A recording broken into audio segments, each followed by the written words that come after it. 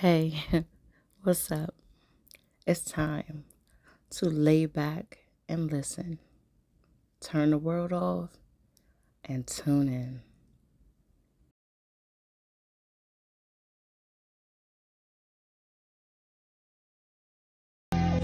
Mengapa kau nyalakan api cinta di hatiku, membakar jiwa yang merana.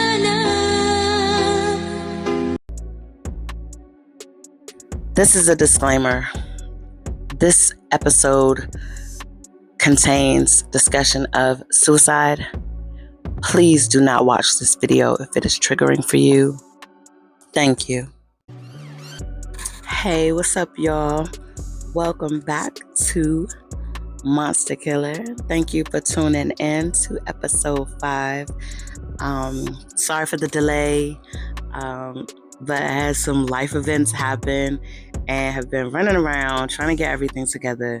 But I'm back, and I want to say thank you again, and make sure that you like the video, share with your friends, family, social media, and be sure to subscribe so you get all the updates and know about the new videos. And I also dropped a song that goes with the story, so feel free to check that out. That's on the page as well. Follow me on Instagram at laybackandlisten. And again, thank you for all your support. Let's get into episode 5. And breaking news, pop star Diamond Ruckus was rushed to the hospital today following a fight with her recently revealed boyfriend, Jimmy Decker. The celeb couple had been spotted getting cozy at venues and after parties in recent months. Partygoers reported that the couple seemed to be having a good night out in VIP up until Jimmy Decker was approached by Destiny, an up-and-coming pop princess. This exchange started an argument amongst the couple, which carried out into the parking lot as they awaited the valet. We have been told that there is cell phone video of an intoxicated Decker smacking Ruckus repeatedly as he held the door for her to get into the driver's seat of his Virage Volante. They screeched from the parking lot, swerving at times. It is unknown at this time where the couple was headed. We will keep you updated as this story develops. Now over to Bob for the weather. Bob. I clicked off the TV. I got up from my position on the couch where I had been going over my financial records. I walked over to the bar that separated the living room from the kitchen and poured a glass of vodka and walked over to the floor-to-ceiling window and looked out at the bustling city below. My thoughts were at once on Diamond Ruckus and the beauty of the city. I knew how she must have felt, magnified by the weight of her stardom. The news made me grateful that all my drama took place before I'd made it. Though I still plan to make it someday. I just had some unfinished business to tend to. I was still pursuing Prime just as he was pursuing me. I moved my mom from her lifelong home to her sister's house temporarily so I wouldn't have to worry about her. She wasn't happy, but she understood my choice. People called her house repeatedly looking for me at random times of day. That was my way of knowing that Prime still wanted to finish what he started. As much as I wanted to see him on my own terms, I really wanted to get it over with. I was tired of running. Although it seems to feel less like running from Prime and more like running towards something else. I was letting the universe guide me, much like I did with my decision to dance. Presently, though, I was in the penthouse suite, which belonged to Lillian. After I left Atlanta, she asked me to visit her in New York. I jumped at the chance. I took a dance class my second day in town that left me feeling so inspired. She took me to the MoMA. I drew the line at the Met Gala. I told her that I could not be photographed and out like that. My blood pressure was up that entire day. Lillian ended up attending with some young actor from a show I'd never heard of, but all the girls loved. 3 days later, she was heading to Switzerland on business, and I was house sitting, so to speak. She basically had to threaten me to get me to stay here, but I've been enjoying it, I must admit. My first night here alone, I took a bath and had to call Vivian. She'd love it here. It felt good to have someone to laugh with for real besides my mom. We've been talking occasionally. She was about to graduate and I'd been invited to attend. After that news break, though, I might miss the ceremony. It probably wasn't necessary that I intervene. I'd have to at least do recon on the situation because the news never gets the whole story, or even half for that matter. The intrusiveness of the media and public will be super helpful in this situation. I mean, I can't really follow the guy unless. I scoped out a few blog sites and then decided to go shopping for some equipment. I need a camera and a new wig. The paparazzi will be all over Mr. Decker after this story. He's most comfortable in LA, but his PR team might force him to lay low for a while. When the action hits, I'll book a flight to wherever he turns up. I don't even really have a plan for this, but if someone doesn't do something, little boys everywhere will believe that it's okay. Plus, I'm sure this isn't the first time Mr. Decker has gotten handy. I jumped back online and searched for images of Diamond Ruckus. The first thing I noticed was the sheer number of photos that came up, followed by the amount of changes she made to her appearance over the past 18 months. Hair color, bold makeup, and she'd lost an unnatural amount of weight. I clicked on a photo and it directed me to a website that had a progressive timeline which sort of chronicled her weight loss. Now, don't get me wrong, Diamond Ruckus was never overweight or even thick, but she looked healthy. The oval shape of her face was full but showed her beautiful bone structure. Recent photos reflected a rapid weight loss, her cheekbones more pronounced and her thighs very slim. No longer bearing her midriff in those cute tops, her wardrobe had even evolved to contain mostly black. I felt like I was watching a time lapse of destruction. The bright, shining eyes became dull, detached from the world. She may be even using drugs to numb her emotions. This revelation made me wonder if those around her were paying attention to her or just what she's paying. Hmm. That to me is the most costly price of stardom. Still, I couldn't base my whole motivation off my own theory. That would be irresponsible and reckless. I had to talk to Diamond Records myself. Everyone would be vying for a chance to talk to her, even friends and family. It would be virtually impossible to get any FaceTime with her, or phone time for that matter. I had to think. I got up and refreshed my drink. I never got drunk, but I had begun to drink a lot more than I usually did. It would probably surprise the hell out of Prime. He used to always try to get me to have it up with him, always throwing it in my face that he met me at a bar. Come on, Mari, have another glass. It won't kill you. You need to relax, he said. We've been laughing and joking up until the moment I placed my hand over my glass as he reached over to pour more Hennessy into it. His eyes met mine. Oh, so you too good to drink with me? It was okay for you to drink with your fruitcake friends and those sluts from your dance show. I began to shake my head slowly. I could see where this was heading. I wanted to get up, but I knew for a fact that would really piss him off. So I just said no. No what, Mari? He replied. No, Prime, I don't want to drink anymore. I might get sick or something and ruin the evening, okay? I explained. He put the bottle up to his mouth and took a long swig. When he was done, he grabbed me by my mouth the way some adults do their children when they're talking smart. He put the bottle to my lips and told me to drink. I comically thought of Ike and Tina in the diner, but it wasn't funny. My chest was burning and I was holding a little in my mouth still. The backhand was so swift that I didn't even see it coming. The last few drops flew from my mouth. He said, the next time I tell you to do something, no matter what it is, you better play like Nike and do it. I just sat there holding my face.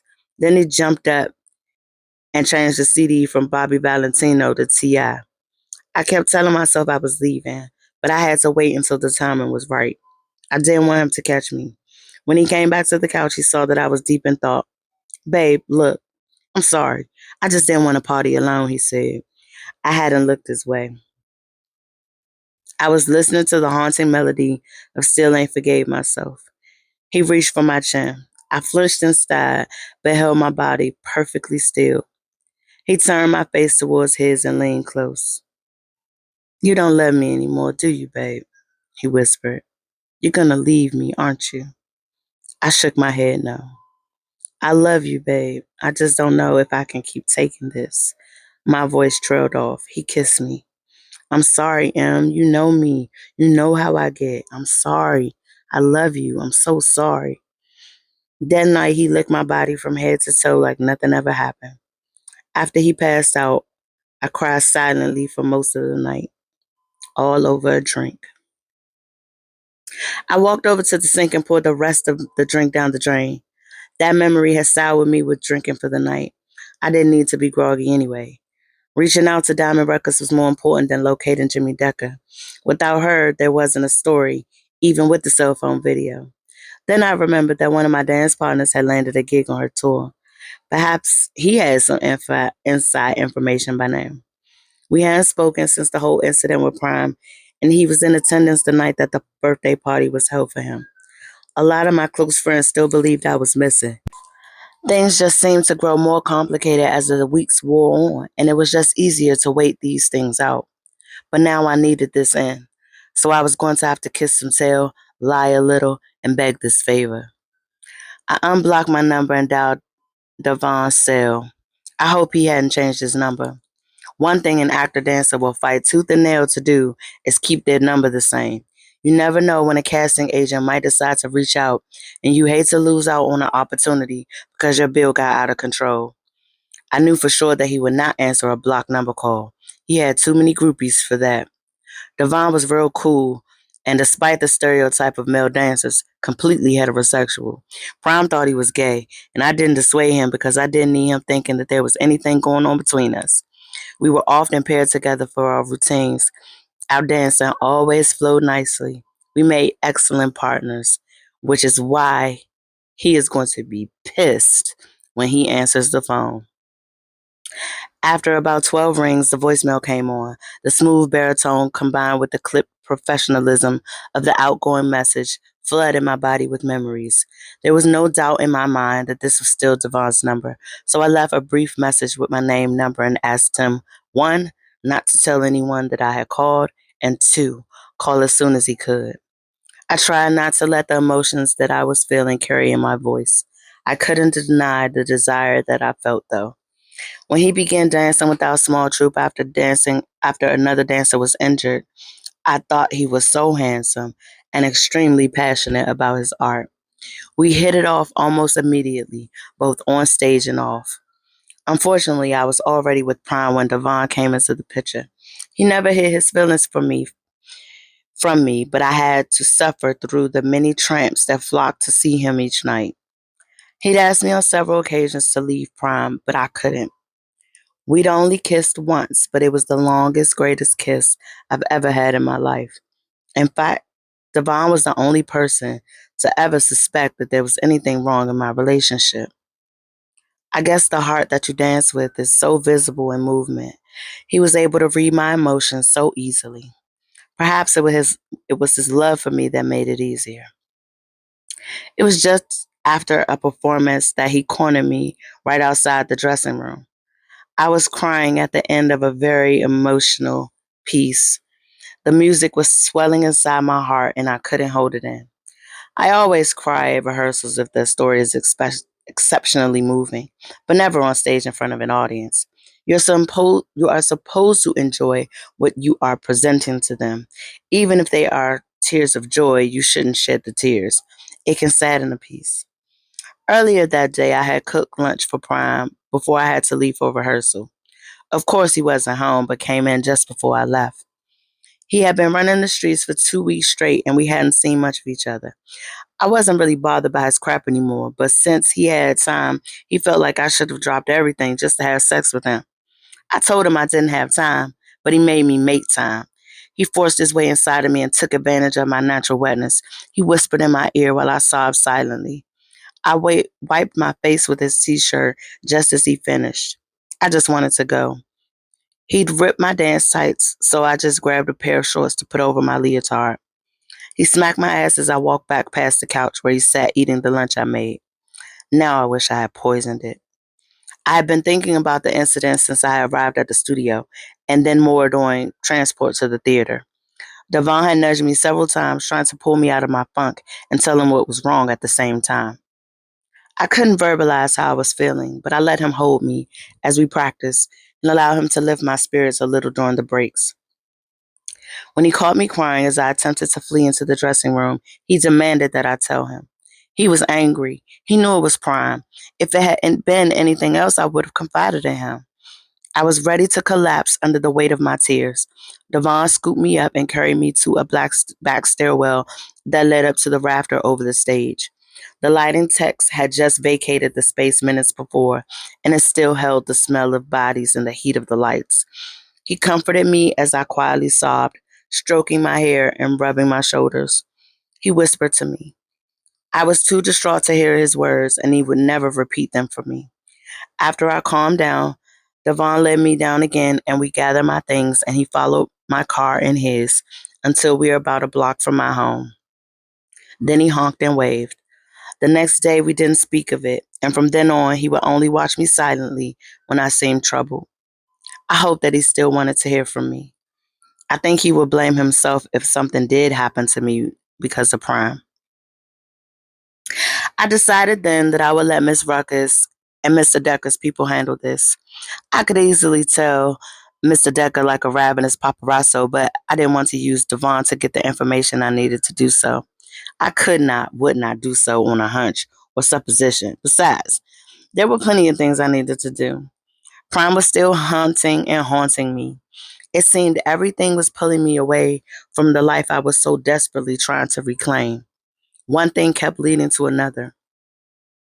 I definitely made my way to Viv's graduation. It meant a lot for her for me to be present. I felt like a part of a family, not just hers, but everyone who I touched. Deep Pockets and Dizzle called to check on me just a few days ago. I'd even spoken to Trinidad, who was willing away at my resolve.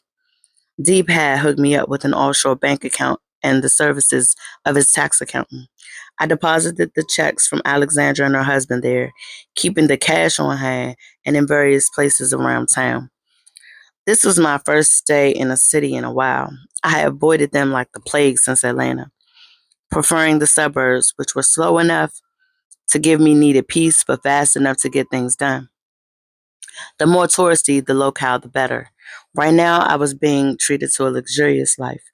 Lily and Pearson nearly twisted my arm to get me to stay in her new place while she was out of the country. I started thinking that once I got Prime off my case, I would sell my townhome and opt for a condo in a nice high rise with a spectacular view like this. I tried to improve my mood that had been dampened by the news and thoughts of Prime. I thought about the things that I had going. My finances were in order. I'd sent my mom some money in a roundabout way so she could take care of the house while on leave from work.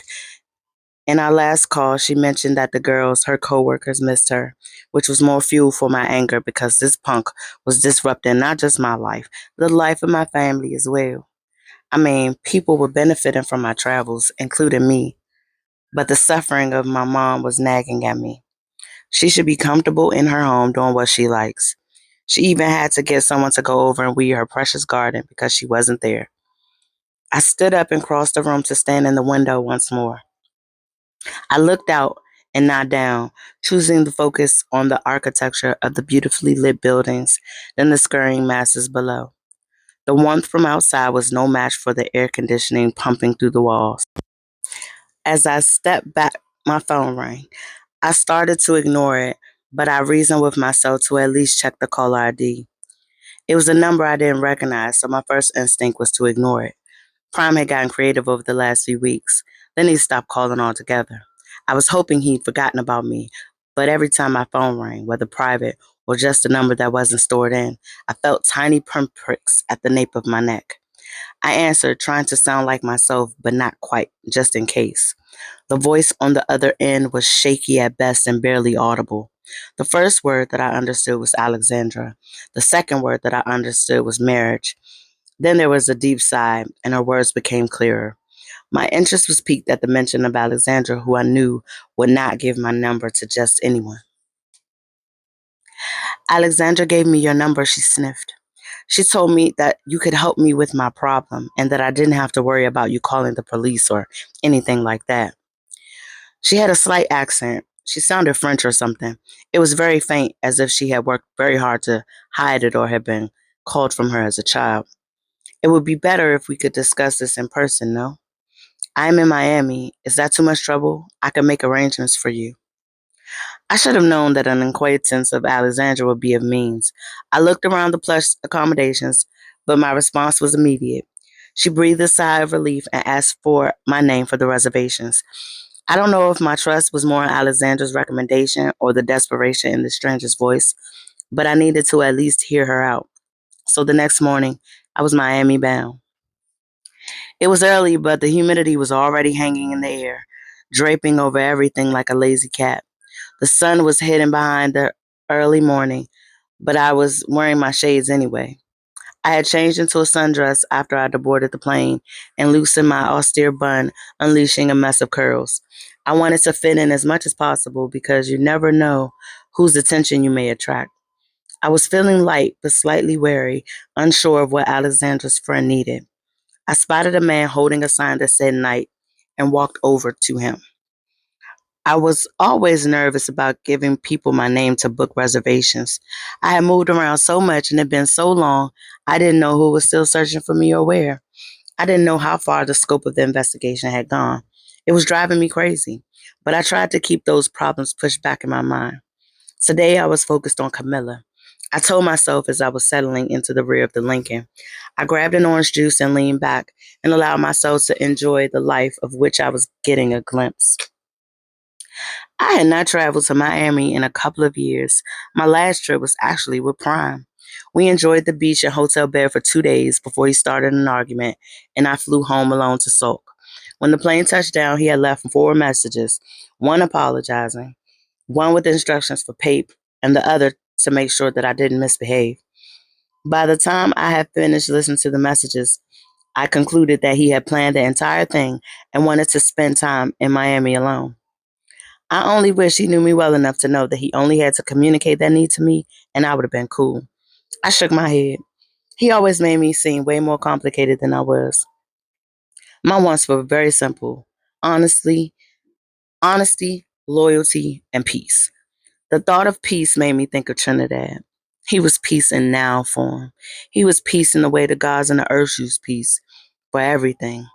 I needed to send him a message and let him know that I was thinking of him. The thought made me so warm inside, and I was so happy that thoughts of him could clear my bad thoughts. While I basked in the light of my own internal sun, we glided to a stop at the entrance to the Mandarin Oriental Miami.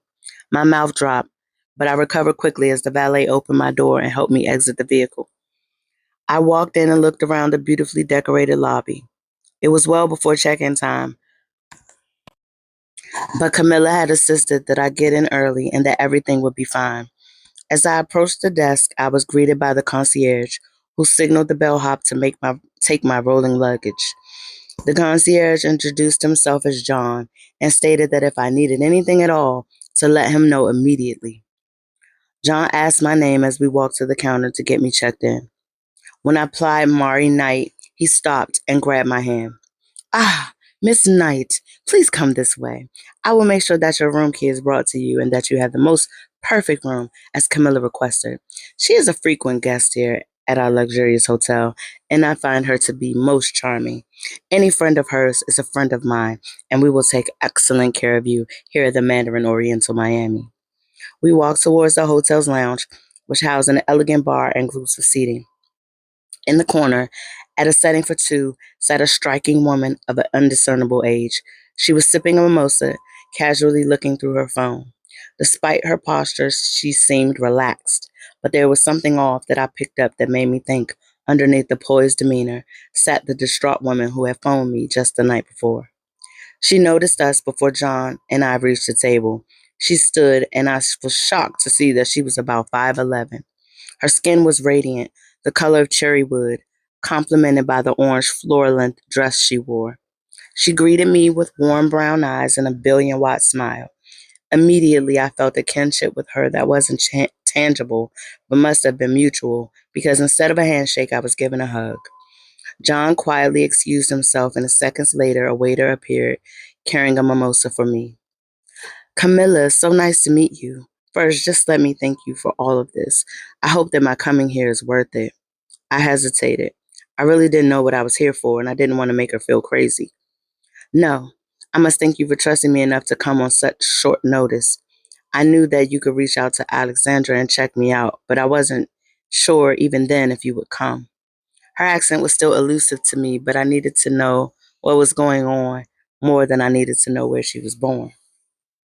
I explained to her that I hadn't even contacted Alexandra, that I knew that she would not have gotten my information from her easily, nor would anyone else have been able to provide it to her. I was sure that my reason for being here was not slight in the least. I was beyond curious. I told her as much as I scanned her face for healing or aged bruises. She was flawless. I wasn't sure if it was makeup or natural, but I didn't see any visible signs of abuse. Just as she began to speak again, a member of the hotel staff walked up to our table with a small envelope. Madame, here is your room key. You will find your suitcases already in the room. If you would like someone to unpack it for you, please let me know. I assured him that it was not necessary as I tucked the card key into my dress pocket. Camilla reached for her glass and said, "How about we finish this conversation in your room? We will be more comfortable and it will be easier to tell you about my dilemma without fear of prying eyes or listening ears." I agreed. We gathered our drinks and belongings and made our way back out into the main lobby. We crossed the marble quietly, both of us in casual low heels. I followed her lead and we reached the elevators. She was pensive, and I was trying to remain hopeful that whomever was causing her to hurt to this point wasn't a true monster. When we reached room 1122, I removed the key from my pocket, inserted and removed, then turned the handle. I tried to contain my excitement. Luckily, Camille commented first. "This room is exquisite. I asked that you had the best available and they really delivered." She turned to me. "Do you like it? Is it okay for you?" I nodded. "It's gorgeous." I walked straight to the sliding glass window. I had a view of both the Miami skyline as well as Biscayne Bay. The veranda was huge. I could have a party out there. "I attended a small party on one of these verandas about 2 weekends ago," Camille said with a sad smile, as if reading my mind. "That was the first night Richard struck me. I've been staying in a suite at the Four Seasons ever since. Well, I went back a week ago to see if we could discuss things like adults. He was even more hostile than before. Richard, my husband, thinks that I am cheating on him with his best friend. Of course, I wouldn't do anything like that, but since Paul's wife, one of my dearest friends, passed away, he has been calling me frequently and stopping by the house. I don't think even Paul realizes how upset he is making Richard. My husband probably didn't even ask him. He just flipped out on me." I waited for her to continue. I needed to know more. "First, he tells me that I'm dressed too provocatively for the occasion. I'm usually dressed this way. It is not the clothes that I choose to wear, it is the way that the clothes fit my body. You are very beautiful, have an amazing body, and wear your clothes very well. This is not about you. It is about his insecurities, perhaps even his own infidelities. Have you ever thought that maybe Richard is cheating on you?" I asked this in the softest, most delicate way possible. If she has not suspected, it may be her own blindness, not factual. It's quite possible, but that isn't really any of my concern. I was raised with a very different outlook on those sorts of things. He knows this, which may be why he would think that I could cheat on him. I live a very comfortable life. I made a substantial amount of money modeling and have not had to touch that money at all. Richard and I have an excellent prenuptial agreement. I have no worries. I love my husband, but this is too much. I've not been completely honest with you. This has been going on for much longer than 2 weeks. The last incident was just the latest in a string of recent events. Even though I'm no longer modeling, I still can't afford to be bruised. My husband and I are well known and attend many events in the city and around the world. Alexandra told me about how you assisted her. I'm sure that will not work on Richard. He is very honest in his business affairs. I have nothing to hold over his head besides his image, our image. I had no idea how to help this woman. Fighting back a flurry of emotions, I was at a loss. I could feel Camilla's pain. It mirrored my own. The stress of keeping this secret can be almost as bad as the abuse. I was so deep in thought I didn't notice Camilla rise and move to the sliding glass door. I grabbed my glass and rose to join her. I was nearly at the door when Camilla climbed onto the railing and jumped from the balcony in one swift move. I screamed. I raced to the railing and peered over, terrified of what I might see. Camilla's beautiful body lay lifeless in a growing pool of blood. As staff and hotel guests began to rush to her, I backpedaled to the door and found my way down to the scene, which was now cordoned off as first responders arrived on scene. The concierge was standing next to a uniformed officer. He motioned to me as I approached. I almost turned to run, but I couldn't. It was too late.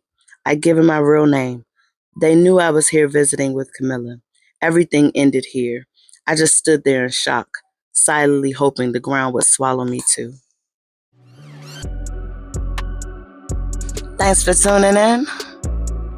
You are so appreciated. Hit that like button. Be sure to subscribe and share with everybody you know. Love ya.